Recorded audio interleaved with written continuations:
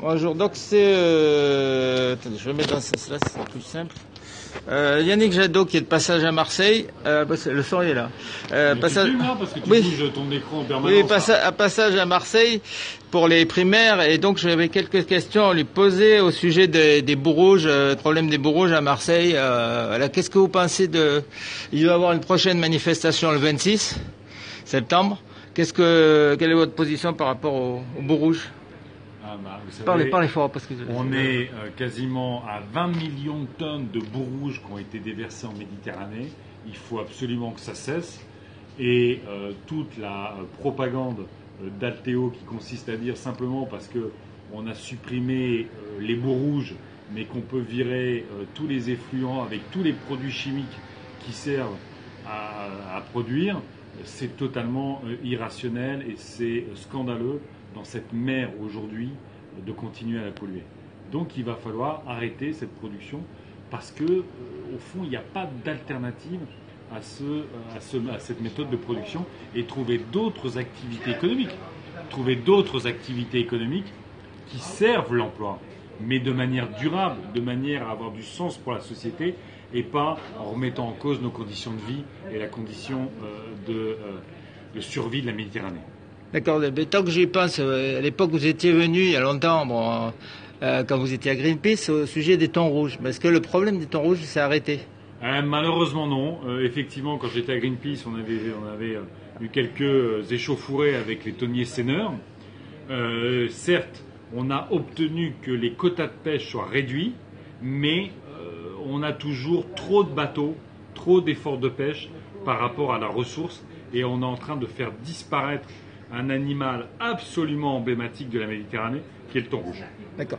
Et une autre question en tant qu'écologiste, sur le sujet écologique, plutôt Notre-Dame-des-Landes. Apparemment, depuis quel temps, il y a des rumeurs qu'il y a une intervention qui se fasse.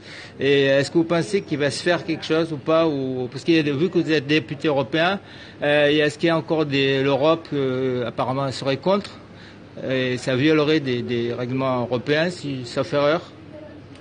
Pour l'instant, la France ne peut pas poser la première pierre à Notre-Dame-des-Landes. Parce que la France est toujours mise en demeure et est toujours en infraction vis-à-vis de l'Union européenne, notamment sur la façon dont on construit des projets et dont on fait l'impact environnemental. Et puis il y a toujours des recours en France sur la loi sur l'eau notamment. Et puis le SCOT n'a toujours pas été approuvé. Donc on ne peut pas construire l'aéroport à Notre-Dame-des-Landes. Mais ce qui serait absolument effroyable, c'est que dans ce moment particulier de sécurité, de menaces, après Sivins où il y a eu un militant qui a été tué, si Valls prend la décision d'envoyer 3000 gardes mobiles à Notre-Dame-des-Landes, c'est qu'il est complètement fou, qui veut simplement créer une guérilla dont personne ne veut. Le bon sens, ça reste, il y a un aéroport qui existe à Nantes-Atlantique. Peut-être il faut l'améliorer. En tout cas, aujourd'hui, il n'est pas saturé. Il n'y a aucune raison d'aller détruire des zones humides, d'aller détruire des terres agricoles, d'aller détruire de la biodiversité.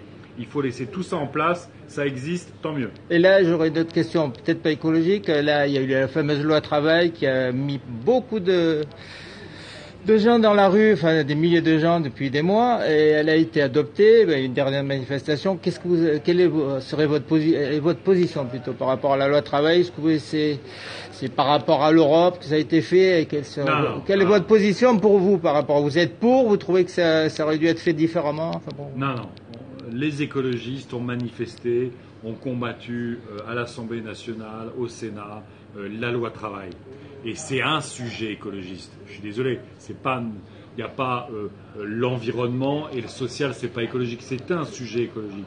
Et la précarisation des salariés dans l'entreprise ne peut pas être une réponse aujourd'hui, y compris de notre développement économique. Au-delà du fait que ça accroît les inégalités, ça accroît le mal-être, ça accroît les maladies et ça accroît le chômage. Donc il faut stopper ce type de loi.